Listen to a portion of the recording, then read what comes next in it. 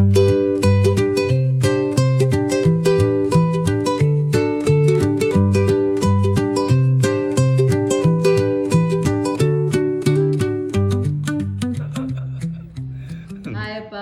Hi. ಇವತ್ತು ಯಾವ ಪುಸ್ತಕದ ಬಗ್ಗೆ ಮಾತಾಡ್ತಾ ಇದ್ದೀವಿ? ಇವತ್ತು ಕಾಫಿ ಕಿಂಗ್ ಅಂತಂದ್ಬಿಟ್ಟು ಇದು ಕಾಫಿ ಡೇ ಓನರ್ ಆಗಿದ್ದ ವಿ ಜಿ ಸಿದ್ಧಾರ್ಥ ಅನ್ನೋರ ಲೈಫ್ ಬಗ್ಗೆ ಈ ಕತೆ. ಇದನ್ನು ಬರೆದಿರೋರು ರುಕ್ಮಿಣಿ ರಾವ್ ಅನ್ನೋರು. ಅವರು ಇಂಗ್ಲೀಷಲ್ಲಿ ಬರೆದಿದ್ದಾರೆ. ಕಂಪ್ಲೀಟಾಗಿ ಪುಸ್ತಕನ ಇಂಗ್ಲೀಷಲ್ಲಿ ಬರೆದಿದ್ದಾರೆ. ಇದನ್ನು ನೋಡಿದವರು ಒಬ್ಬರು ಸಿದ್ಧಾರ್ಥನ ಊರಿನವರೇ, ಸಿದ್ಧಾರ್ಥನ ಕೈ ಕೆಲಸ ಮಾಡ್ತಿದ್ದವರು, ಕಾರ್ತಿಕಾದಿತ್ಯ ಬೆಳಗೋಡು ಅಂತಂದ್ಬಿಟ್ಟು ಅವರು ಅದನ್ನು ಕನ್ನಡಕ್ಕೆ ಕಂಪ್ಲೀಟಾಗಿ ಇದು ಮಾಡ್ಯಾರ, ಟ್ರಾನ್ಸ್ಲೇಟ್ ಮಾಡ್ಯಾರ. ಸೊ ಇದು ಕನ್ನಡಕ್ಕೆ ಟ್ರಾನ್ಸ್ಲೇಟ್ ಆಗಿರೋ ಇಂಗ್ಲೀಷ್ ಪುಸ್ತಕದ ಕಾಪಿ ಇದು ಕಾಫಿ ಕಿಂಗು. 29th ಜುಲೈ 2019 ದಿವಸ ಸಿದ್ಧಾರ್ಥ ಅವರ ಬಿಸ್ನೆಸ್ ಇದಕ್ಕೋಸ್ಕರ ಮಂಗಳೂರಿಗೆ ಹೋಗ್ಬೇಕು ಅಂತಂದ್ಬಿಟ್ಟು ಕಾರಲ್ಲಿ ಅವನು ಡ್ರೈವರ್ಗೆ ಹೇಳಿಬಿಟ್ಟು, ನಮ್ಮ ಟ್ರಾವೆಲಿಂಗ್ ಕಿಟ್ ಎಲ್ಲ ಹಾಕೋಪ್ಪ ಒಳಗೆ ಅಂತ ಹೇಳ್ಬಿಟ್ಟು ಕಾರಲ್ಲಿ ಕೂತ್ಕೊಂಡು ಕಾರಲ್ಲಿ ಹೊರಡ್ತಾರೆ. ಹೋಗಿ ಮಂಗಳೂರು ಹತ್ರ ಆಗ್ತಾ ಇದ್ದಾಗೇ, ಇದೆಲ್ಲ ನಮಗೆ ಪೇಪರ್ಲು ಓದು ಗೊತ್ತಿರುವಂಥ ವಿಷಯ. ಮಂಗಳೂರು ಹತ್ರ ಆಗ್ತಿದ್ದಾಗೇ ಇಂದ್ರಾವತಿ ನದಿ ಬರುತ್ತೆ. ಅಲ್ಲಿ ಸ್ವಲ್ಪ ಕಾರ್ ನಿಲ್ಲಿಸು ಅಂತೇಳ್ಬಿಟ್ಟು, ನಾನು ಸ್ವಲ್ಪ ವಾಕ್ ಮಾಡ್ತೀನಿ, ಕಾರ್ ನಿಲ್ಲಿಸು ಅಂತೇಳ್ಬಿಟ್ಟು ಅವನು ಕಾರ್ ನಿಲ್ಲಿಸ್ತಾನೆ. ಇವರು ಈ ಕಡೆಯಿಂದ ಆ ಕಡೆಗೆ, ಆ ಕಡೆಯಿಂದ ಈ ಕಡೆಗೆ ಬ್ರಿಡ್ಜ್ ಮೇಲೆ ಒಂದು ಸ್ವಲ್ಪ ಹೊತ್ತು ವಾಕ್ ಮಾಡ್ತಾರೆ. ಆಮೇಲೆ ವಾಪಸ್ ಬಂದ್ಬಿಟ್ಟು ಅವನ ಹತ್ರ, ನೀನು ಕಾರ್ ತೊಗೊಂಡೋಗಿ ಬ್ರಿಡ್ಜ್ ಕೊನೆಯಲ್ಲಿ ನಿಲ್ಲಿಸ್ಕೊಂಡಿರು, ನಾನು ಅಲ್ಲಿಗೆ ಬರ್ತೀನಿ, ಅಲ್ಲಿಂದ ಹೋಗೋಣ ಅಂತ ಹೇಳ್ತಾರೆ. ಅವನು ತೊಗೊಂಡೋಗಿ ನಿಲ್ಲಿಸ್ಕೋತಾನೆ. ಅದು that was at about 6 o'clock or something, 5 ಗಂಟೆನೋ 6 ಗಂಟೆ ಸಾಯಂಕಾಲ ಸಮಯ. ಆಮೇಲೆ ಎಷ್ಟೊತ್ತಾದರೂ ಅವ್ರು ಬರೋದೇ ಇಲ್ಲ. ಏನು ಮಾಡಿದ್ರು ಬರೋದಿಲ್ಲ. ಆಮೇಲೆ ಫೋನ್ ಮಾಡ್ತಾನೆ, ಅವ್ರ ಫೋನು ಸ್ವಿಚ್ ಆಫ್ ಆಗಿರುತ್ತೆ. ಆಮೇಲೆ ಅವರ ಮಗನಿಗೆ ಊರಿಗೆ ಫೋನ್ ಮಾಡ್ತಾರೆ. ಮಗನೂ ಟ್ರೈ ಮಾಡ್ತಾನೆ, ಅದು ಫೋನ್ ಸ್ವಿಚ್ ಆಫ್ ಆಗಿರುತ್ತೆ. ಆಮೇಲೆ ಅವ್ರಿಗೂ ಒಂದು ಕಾರ್ ನಿಲ್ಲಿಸು ಅಂತ ಹೇಳಿದ್ದು, ಅದು ಇದ್ರದ್ದು ಏನೋ ಇವ್ರಿಗೆಲ್ಲ ಸ್ವಲ್ಪ ಡೌಟ್ ಬರೋಕ್ಕೆ ಶುರುವಾಗುತ್ತೆ, ಇವ್ರು ಏನೋ ಮಾಡ್ಕೊಂಡಿರ್ಬೋದು ಅಂತಂದ್ಬಿಟ್ಟು. ಸೊ ಬಟ್ ಅದಕ್ಕೇನೂ ಯಾರದ್ದೂ ಪ್ರೂಫ್ ಇರೋದಿಲ್ಲ. ಆಮೇಲೆ ಅಲ್ಲಿ ಯಾವನೋ ಒಬ್ಬ ಕೆಳಗಡೆ ಇದ್ದ ಫಿಶರ್ಮೆನ್ನ ಸುಮ್ಮನೆ ವಿಚಾರಿಸಿ, ಏನಪ್ಪ ಇಲ್ಲಿ ಯಾರಾದ್ರೂ ಬಂದಿದ್ದು ನೋಡಿದ್ಯಾ ನೀನು? ಇಲ್ಲ, ಮೇರಿಂದ ಯಾರೋ ಹಾರಿದ್ದು ಕಾಣಿಸ್ತು, ನೀರೊಳಗೆ ಬಿದ್ದಿದ್ದು ಕಾಣಿಸ್ತು ಅಂತೇಳಿ. ಸೊ ಆವಾಗ ಸ್ವಲ್ಪ ಇವರು ಸೂಸೈಡ್ ಮಾಡ್ಕೊಂಡಿದ್ದಾರೆ ಅಂದ್ಬಿಟ್ಟು. ಬಟ್ ಎಲ್ಲಿ ಹುಡುಕಿದ್ರು ಬಾಡಿ ಸಿಗೋದಿಲ್ಲ. 2 ದಿವಸಗಳ ಕಾಲ ಬಾಡಿಗೆ ಸಿಗೋದೇ ಇಲ್ಲ. 2 ದಿವಸ ಆದಮೇಲೆ ಎಲ್ಲೋ ಒಂದು ಕಡೆ ಮಂಗಳೂರಿಂದು ಯಾವುದೋ ಒಂದು ಬಾಡಿಗೆ ಹತ್ರ ಅಲ್ಲಿ ಅವ್ರ ಬಾಡಿ ಇದ್ದಿರುತ್ತೆ ಹೊರಗಡೆ. ಸೊ ಕನ್ಫರ್ಮ್ ಆಗುತ್ತೆ ಅವರು ಸೂಸೈಡ್ ಮಾಡ್ಕೊಂಡಿರೋದು. ಸೊ ಅಲ್ಲಿಂದ ಇದಾಗುತ್ತೆ, ಅವ್ರು ಯಾಕೆ ಹಾಗೆ ಮಾಡಿಕೊಂಡ್ರು, ಇದು ಎಲ್ಲನೇ ಪುಸ್ತಕದ ಸಾರಾಂಶ ಒಟ್ಟು. ಅವರು ಕೇಫ್ ಕಾಫಿ ಡೇ ಅಂತ CCD ಅಂತಂದ್ಬಿಟ್ಟು ಅದ್ರ ಓನರು. ಚಿಕ್ಕಮಂಗ್ಳೂರು ಕಡೆಯವರು. ಚಿಕ್ಕಮಂಗ್ಳೂರು ಕಡೆ ಕಾಫಿ ಬೆಳೆಯೋದು ಜಾಸ್ತಿ. ಇವ್ರದ್ದೇ ಎಸ್ಟೇಟ್ ಇದೆ. ಅಲ್ಲಿ ಎಸ್ಟೇಟಿಂದ ಕಾಫಿ ತರಿಸ್ಕೊಂಡು ಏನೋ ಒಂದು ಬಿಸ್ನೆಸ್ ಮಾಡಬೇಕು ಅಂತ ಮೊದಲಿಂದನೂ ಇದು ಬಂದಿರುತ್ತೆ ಅವ್ರಿಗೊಂದು ಗಿವ್. ಸೊ ಕಾಫಿ ಬಿಸ್ನೆಸ್ಸು ಶುರು ಮಾಡ್ಕೋತಾರೆ. ಅದರಲ್ಲಿ ಏನಾದರೂ ಹೊಸದಾಗಿ ಮಾಡಬೇಕು, ಯಾವಾಗ ನೋಡಿದ್ರು ಏನಾದರೂ ಒಂದು ಹೊಸದು ಮಾಡಬೇಕು, ಏನಾದರೂ ಒಂದು ಇದು ಮಾಡಬೇಕು, ಏನೋ ಒಂದು ಇದು ಮಾಡಬೇಕು ಅಂತ. ಹಾಗೆ ಕಾಫಿ ಡೇ ಚೆನ್ನಾಗಿ ಬೆಳೆಸ್ಕೊಂಡು ಹೋಗ್ತಾರೆ.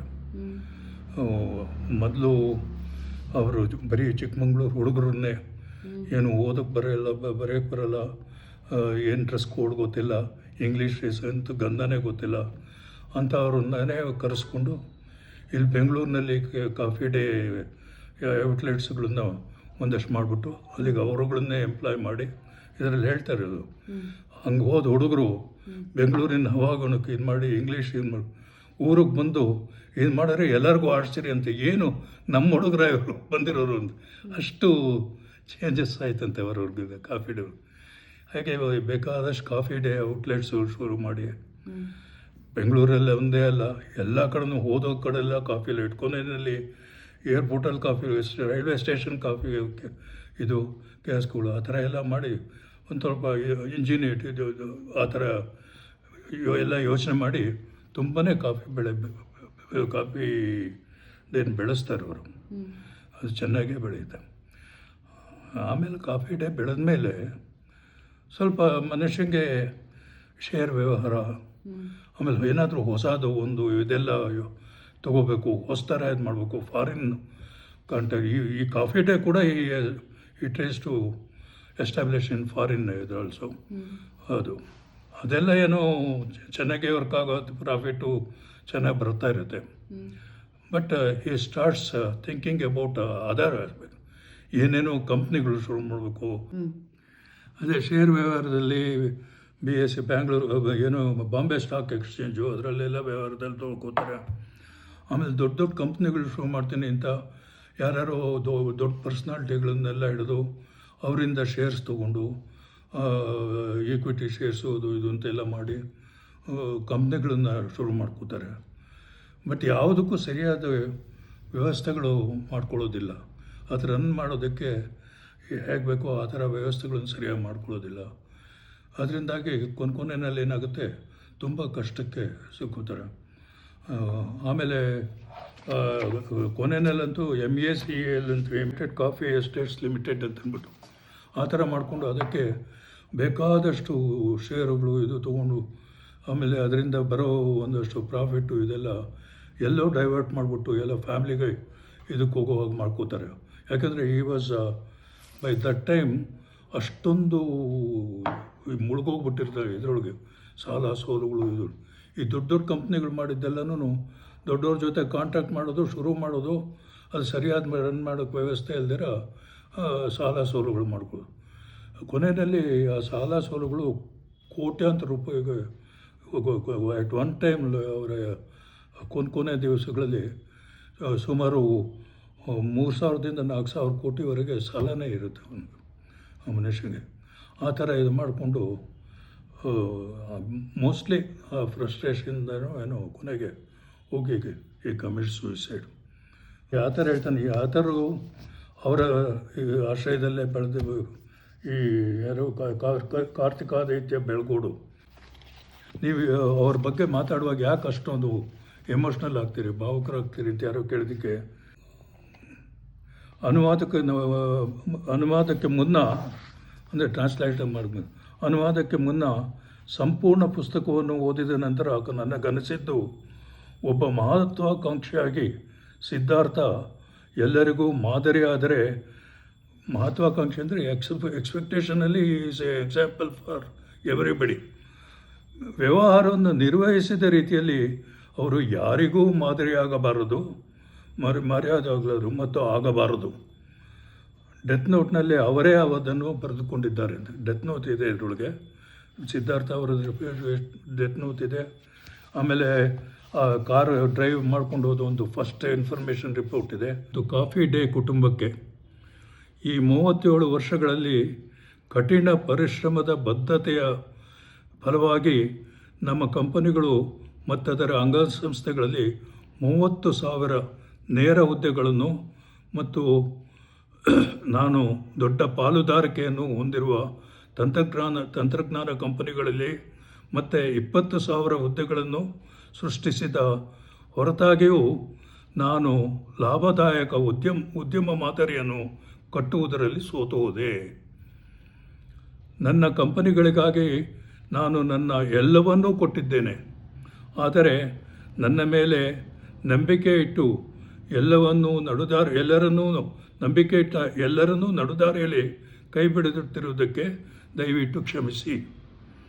ಸುದೀರ್ಘ ಕಾಲ ನಿರಂತರವಾಗಿ ಹೋರಾಡಿದ್ದೇನೆ, ಆದರೆ ಇಂದು ನನ್ನ ಕಂಪನಿಯಲ್ಲಿ ಹೂಡಿಕೆ ಮಾಡಿದ್ದ ಖಾಸಗಿ ಷೇರುದಾರರೊಬ್ಬರು ಷೇರುಗಳನ್ನು ಮರಳಿ ಖರೀದಿಸುವಂತೆ ಹೇರುತ್ತಿರುವ ಒತ್ತಡವನ್ನು ತಾಳಲಾಗದೆ ಸೋತು ಕೈ ಚೆಲ್ಲುತ್ತಿದ್ದೇನೆ. ಇತರೆ ಷೇರುದಾರರ ತೀವ್ರ ಒತ್ತಡವು ನನ್ನನ್ನು ಈ ಪರಿಸ್ಥಿತಿಗೆ ತಳ್ಳಿದೆ. ಹಿಂದಿನ ಆದಾಯ ತೆರಿಗೆ ಇಲಾಖೆಯ ಮಹಾನಿರ್ದೇಶಕರು ನಿಮ್ಮ ಮೈಂಡ್ ಟ್ರೀ ಒಪ್ಪಂದವನ್ನು ತಡೆಯಲು ಎರಡು ಪ್ರತ್ಯೇಕ ಸಂದರ್ಭಗಳಲ್ಲಿ ನಮ್ಮ ಷೇರುಗಳನ್ನು ಮಟ್ಟುಗೋಲು ಹಾಕಿಕೊಳ್ಳುವ ಮತ್ತು ನಂತರ ನಮ್ಮ ಕಾಫಿ ಡೇ ಷೇರುಗಳನ್ನು ಸ್ವಾಧೀನಕ್ಕೆ ತೆಗೆದುಕೊಳ್ಳುವ ಮೂಲಕ ಸಾಕಷ್ಟು ಕಿರುಕುಳ ನೀಡಿದರು.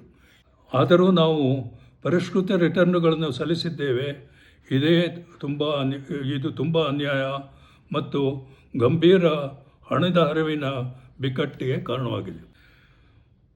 ಹೊಸ ಆಡಳಿತ ತಂಡದೊಡನೆ ಮತ್ತಷ್ಟು ಗಟ್ಟಿಯಾಗಿ ಉದ್ಯಮವನ್ನು ಮುನ್ನಡೆಸಿಕೊಂಡು ಹೋಗಿ ಎಂದು ಪ್ರತಿಯೊಬ್ಬರಿಗೂ ನಾನು ಮನವಿ ಮಾಡಿಕೊಳ್ಳುತ್ತೇನೆ. ನಡೆದಿರುವ ಎಲ್ಲ ಕಷ್ಟಗಳಿಗೂ ನಾನೊಬ್ಬನೇ ಹೊಣೆಗಾರ. ಪ್ರತಿಯೊಂದು ಹಣದ ವ್ಯವಹಾರಕ್ಕೂ ನಾನು ಮಾತ್ರವೇ ಜವಾಬ್ದಾರ. ನನ್ನ ತಂಡ, ಲೆಕ್ಕ ಪರಿಶೋಧಕರು ಮತ್ತು ಹಿರಿಯ ಆಡಳಿತ ತಂಡಕ್ಕೆ ಈ ವ್ಯವಹಾರದ ಕುರಿತು ಯಾವುದೇ ಅರಿವಿಲ್ಲ ಅಂತ ಇಲ್ಲಿ ಹೇಳಿರೋದು. ಬಟ್ ಆಡಿಟ್ ಮಾಡುವಾಗ ಕೊನೆಯಲ್ಲಿ ಆ ಕಂಪ್ನಿಗಳದ್ದೆಲ್ಲರೂ ಡೀಲಿಂಗ್ಸ್ ಇದ್ರೂ ಕೂಡ they have not disclosed it ಅಂತೆ, they have not questioned it ಅಂತೆ. So that gives an impression even auditors ಕೂಡ ಹಿ ವಾಸ್ ಕಂಟ್ರೋಲಿಂಗ್ ಅಂತ ಅಂದ್ಬಿಟ್ಟು. ಆಮೇಲೆ ಇದೆಲ್ಲ ಆದಮೇಲೆ it was subjected to government auditor. ಹೆಂಗೆ ಅಂತ ಕಂಡುಹಿಡಿಬೇಕು ಅಂತ ಅವರುಗಳು ತೆಗೆದ್ರೆ ಒಂದೊಂದು ಬೇಕಾದಷ್ಟು ಆಡಿಟರ್ಸ್ ಕ್ವಶನ್ ಮಾಡುವಂಥ ಸೀರಿಯಸ್ ಬ್ಯಾಕ್ಗ್ರೌಂಡ್ ಕ್ವಶನ್ಸ್ ಇದ್ದರೂ ಕೂಡ auditors they have not questioned him. Why they did not question ಅನ್ನೋದೇ ಗೊತ್ತಿಲ್ಲ. Probably they are working under he's hands ಅನ್ನೋ ಥರ ಅದು ಗೊತ್ತಾಗಿದೆ ಅಂತ ಅದಷ್ಟೇ. ಬಟ್ ಫೈನಲಾಗಿ ಆಡಿಟ್ ಮಾಡಿದಾಗ ಅವನ ಆಸ್ತಿಗಳು ಎಲ್ಲನೂ ಸಾಲ ತೀರಿಸೋದಕ್ಕೆ ಸಾಧ್ಯವೇ ಆಗ್ತಾ ಇರಲ್ವಂತೆ. ಇಲ್ಲಿ ಹಿಂಗೆ ಬರ್ಕೊಂಡಿದ್ರು ಕೂಡ ಈ ವಾಸ್ ಹ್ಯಾವಿಂಗ್ ಏನೋ ಅಯ್ಯೋ ಹೋಪ್ಸ್ ಅವುಗಳಿದೆ ಆಗೋಗ್ಬಿಡುತ್ತೆ, ಏನು ನನಗೆ ಅಷ್ಟು ಕಷ್ಟ ಆಗಲ್ಲ, ನಮ್ಮ ಬೇರೆಯವ್ರಿಗೆ ಯಾರಿಗೂ ಅಷ್ಟು but that was A wrong conclusion had. ಆ ಥರ ಎಂಡ್ ಆಗುತ್ತಿದ್ದು. ಭಾಳ ಓದೋದು ಕೊನೆಯಲ್ಲಿ ಇಲ್ಲಿ ಅರ್ಧ ಪುಸ್ತಕ ಅವ್ರ ಬಗ್ಗೆ ಆದರೂ ಒಂದು ಕೊನೆಯಲ್ಲಿ ವ್ಯವಹಾರಗಳು ಎಲ್ಲ ಯಾವ್ಯಾವ ಕಂಪ್ನಿ ಜೊತೆ ಯಾವ್ಯಾವ ಥರ ನಮ್ಗೆ ಅರ್ಥ ಆಗೋದೇ ಕಷ್ಟ. ಅಷ್ಟೊಂದು ಡೀಲಿಂಗ್ಸು ಒಂದಕ್ಕೊಂದಕ್ಕೆ ಒಂದು ಮುಗಿಯೋದಿಲ್ಲ, ಇನ್ನೊಂದು ಅದು ತೊಗೊಳ್ಳೋದು ಏನೋ ಎಕ್ಸ್ಪೆಕ್ಟೇಷನ್ಸು ಬಂದುಬಿಡುತ್ತಿತ್ತು. ಅದರೊಳಗೆ ಮಿಸರಬಲ್ ಆಗಿ ಫೇಲ್ಯೂರ್ ಆಗೋದು. ಹೀಗಾಗಿ ಕೊನೆಗೆ ಹಿ ವಾಸ್ ಡ್ರಿವನ್ ಟು ಇದು. ಆಮೇಲೆ ನೀವು ಯಾಕೆ ಇಷ್ಟೊಂದು ಎಮೋಷ್ನಲ್ ಆಗಿ ಹೇಳ್ತೀರಾ ಅಂತಂದಕ್ಕೆ, ಅರ್ಧಂಬರ್ಧ ಓದಿಕೊಂಡು ಮಲೆನಾಡಿನ ಯಾವುದೋ ಕುಗ್ರಾಮದಲ್ಲಿ ದನ ಕಾಯುತ್ತಲೋ, ಜಡಿ ಮಳೆಯಲ್ಲಿ ಗದ್ದೆ ಕೆಲಸ ಮಾಡುತ್ತಲೋ ಜೀವನ ಸಾಗಿಸುತ್ತಿದ್ದ ಬಡ ಹುಡುಗನೊಬ್ಬನನ್ನು ಕರೆತಂದು ತನ್ನ ಕಂಪನಿಗೆ ಮತ್ತು ಉಚಿತ ಶಾಲೆಗೆ ಸೇರಿಸಿಕೊಂಡು ತರಬೇತಿ ನೀಡಿ ಪಳಗಿಸಿ ಉದ್ಯೋಗ ನೀಡಿ ಅವನ ವ್ಯಕ್ತಿತ್ವಕ್ಕೊಂದು ಹೊಳಪು ನೀಡಿ ಅವನಿಗೊಂದು ಕಲ್ಪನಾತೀತ ಬದುಕನ್ನು ರೂಪಿಸಿಕೊಟ್ಟ ಮನುಷ್ಯನ ಬಗ್ಗೆ ಭಾವುಕತೆ ಇಲ್ಲದೆ ಮತ್ತೇನು ಇರಲು ಸಾಧ್ಯ. ಇವನು he was brought up by Siddhartha only. ಅದಕ್ಕೆ ಹೇಳ್ಕೊತಾನೆ ಎಮೋಷನ್ ಅಲ್ದಿರ ಇನ್ನೇನಂತ. ಪುಸ್ತಕ ಇಂಟ್ರೆಸ್ಟಿಂಗ್ ಆಗಿತ್ತು. ಪುಸ್ತಕ as Siddhartha interesting at the same time educative. Business ಮಾಡೋರಿಗೆ ಸುಮ್ಮನೆ ಇದಿದೆ ನಾನು ಅದ್ರ ಜೊತೆ ಅದು ತೊಗೊಂಬಿಟ್ರೆ ಹಿಂಗಾಗ್ಬಿಡ್ತೀವಿ, ಸರಿಯಾಗಿ ಪ್ರಾಪರಾಗಿ ಅದನ್ನು ಪ್ರಾಸ್ ಆ್ಯಂಡ್ ಕಾನ್ಸ್ ಯೂಸ್ ಮಾಡ್ತೀರಾ, ಸರಿಯಾದವ್ರನ್ನ ಕನ್ಸಲ್ಟ್ ಮಾಡ್ತೀರಾ, ಸರಿಯಾದವ್ರನ್ನ ಎಂಪ್ಲಾಯ್ ಮಾಡ್ಕೊಂಡವ್ರನ್ನೆಲ್ಲ ಪಾಪ ಸಿನ್ಸಿಯರಾಗಿ ಮಾಡಿದ್ದಾರೆ. ಅವರು ಟು ದಿ ಗ್ರೇಟೆಸ್ಟ್ ಎಂತೆಂಥದ್ದು ದೊಡ್ಡ ದೊಡ್ಡ ಕುಳುಗಳನ್ನೆಲ್ಲ he has associated. They have all advised him properly. But he could not manage. Ultimately, when it came to management of all those things, he used to take the upper hand. ನಾನೇ ಎಲ್ಲ ಮಾಡಬೇಕು, ನನ್ನ ಕೈಲೇ ಇರಬೇಕು, I should be able to decide what should be done, what should not be done. ಆ ಥರ ಅನ್ನೋ ಥರದಲ್ಲಿ ಒಂದು ಆ್ಯಟಿಟ್ಯೂಡ್ ಇಟ್ಕೊಂಡು his completely goes down in his business. Ultimately it ends in a tragedy. Last chapter MACL ಭೇದಿಸಲಾಗದ ನಿಗೂಢ ಒಗಟು. ಅದು they were not able to finally interpret its dealing ಏನಾಯ್ತು ಅಂತ. ಎಷ್ಟು ರೇಟಿಂಗ್ ಕೊಡ್ತೀರಾ ಈ ಪುಸ್ತಕಕ್ಕೆ? ಇದು ಗುಡ್ ಬುಕ್, ನೋ ಡೌಟ್. ಚೆನ್ನಾಗಿ ಬರ್ತೀಯಾನ ಅವನು. ಅದೇ ಹೇಳಿದ ಅವನು ನೆಲ ಒರೆಸ್ತಿದ್ದವನು, ಇದೆಲ್ಲ ಮಾಡ್ತಿದ್ದವನು. Translated the book. Is got a good ಇದು. ಪುಸ್ತಕನಂತೂ ತುಂಬ ಓದಿಸ್ಕೊಂಡು ಹೋಗುತ್ತೆ, ಚೆನ್ನಾಗಿದೆ. ಕೊನೆಯಲ್ಲಿ ನಮಗೆ ಬಿಸ್ನೆಸ್ ಇನ್ಕ್ಲಿನೇಷನ್ ಇಲ್ಲದೇ ಇರೋರಿಗೆ second half of the book ಬರೀ ಅವನು ತೊಗೊಳೋದು ಬಿಡೋದು ತೊಗೊಳೋದು ಆ ಥರ ಅನಿಸುತ್ತೆ ಹೊರತು ವಾಟ್ ಇಂಪ್ಲಿಕೇಶನ್ಸ್ ಇಟ್ ಹ್ಯಾಡ್ ಅನ್ನೋದೆಲ್ಲ ನಮಗೂ ಅಂಡರ್ಸ್ಟ್ಯಾಂಡ್ ಆಗೋದು ಸ್ವಲ್ಪ ಕಷ್ಟ. ಬಟ್ ಎಲ್ಲ ಡೀಟೇಲ್ಡಾಗಿ ಕೊಟ್ಟಿದೆ ಇಲ್ಲಿ.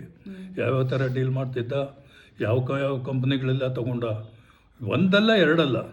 ನೀ ಹೇಳ್ದಲ್ಲ ಇದು ಮಾಡ್ಕೋಬೇಕಾಯ್ತು.